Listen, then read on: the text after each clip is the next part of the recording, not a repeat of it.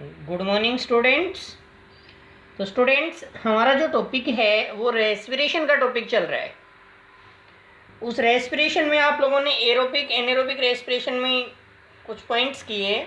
अब हम इसकी एक छोटी सी समरी बनाते हैं जो कि आपको लगभग कंप्लीट टॉपिक समझने में हेल्प करेगा।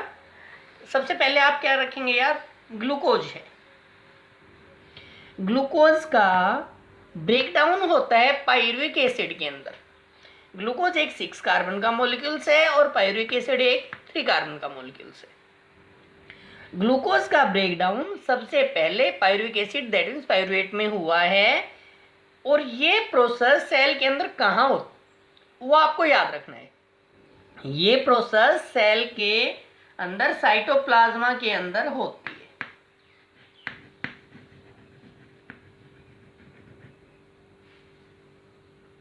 अभी इसके अंदर जो साइटोप्लाज्मा के अंदर ये जो प्रोसेस हुई है, साइटोप्लाज्म दैट मीन्स आप इसको ये कर लेना, साइटोप्लाज्म के अंदर ये रिएक्शन हो रही है। अब इसमें नेक्स्ट अब जो पायरुविक एसिड का जो ब्रेकडाउन आप बताएंगे, आप याद रखना स्टूडेंट्स, चाहे एरोबिक रेस्पिरेशन हो चाहे एनारोबिक रेस्पिरेशन हो, ग्लूकोज सबसे पहले पायरुविक एसिड में ही टूटेगा और सही ये प्रोसेस सेल के साइटोप्लाज्म के अंदर होगी। इसके बाद अब हम आगे की प्रोसेस करते हैं। In presence of oxygen, that means oxygen के प्रेजेंस में, तो सीधी सी बात है ये रेस्पिरेशन जो हुआ वो एरोबिक रेस्पिरेशन हुआ। अगर ऑक्सीजन की प्रेजेंस है तो इस पायरुवेट का जो ब्रेकडाउन है वो कार्बन डाइऑक्साइड, वाटर और एनर्जी में होगा। That means in presence of oxygen के अंदर कार्बन डाइऑक्साइड, वाटर और एनर्जी रिलीज हुए, जो ऑलरेडी आप एक बार पहले कर भी चुके हैं। अब ये प्रोसेस सेल के अंदर होती कहाँ है ये भी याद रखना है, क्योंकि या तो ये साइटोप्लाज्म में और ये प्रोसेस सेल के अंदर माइटोकॉन्ड्रिया के अंदर होती है।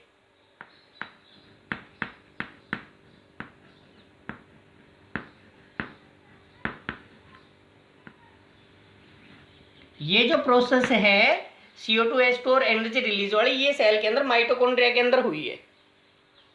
इसके बाद नेक्स्ट हम करेंगे इन अब्सेंस ऑफ ऑक्सीजन, कि भी ऑक्सीजन की अब्सेंस में,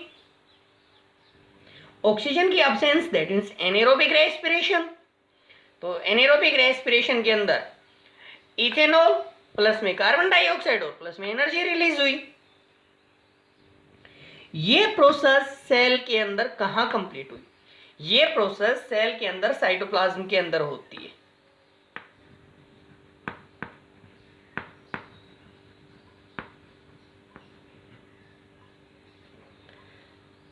अब इसमें आपको एक और पॉइंट करना है, इनके एग्जांपल्स भी आप साथ करना कि भी मोस्टली प्लांट्स हैं, एनिमल्स हैं, ह्यूमन बींग्स हैं, एरोबिक रेस्पिरेशन शो कर रहे हैं।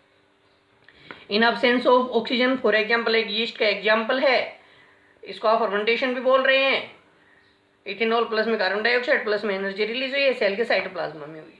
हमारी बॉडी में भी अगर मसल सेल्स को सफिशिएंट एनर्जी की सप्लाई नहीं मिले, that means lack of oxygen हम बोलेंगे, तो ये भी एक फॉर्म है, इसमें लैक्टिक एसिड प्लस में एनर्जी प्रोड्यूस होता है और ये भी सेल के साइटोप्लाज्म में होती है। बाद में लैक्टिक एसिड का ब्रेकडाउन फर्दर अगर ऑक्सीजन सफिशिएंट मिल जाती है तो CO2 और H2O प्लस में एनर्जी में हो जाता है। तो एक फॉर्म आप एनारोबिक की रेस्पिरेशन की फॉर्म ये भी याद रखेंगे, लैक्टिक एसिड प्लस में एनर्जी।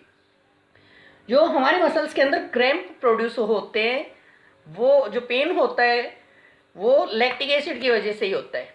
तो इसका एग्जांपल आप कर लेंगे लैक ऑफ ऑक्सीजन वाले में in our muscle cells, in absence of oxygen वाले का आप कर लेंगे यीस्ट, और इन प्रेजेंस ऑफ ऑक्सीजन का आप मोस्टली प्लांट्स और एनिमल्स याद रखेंगे।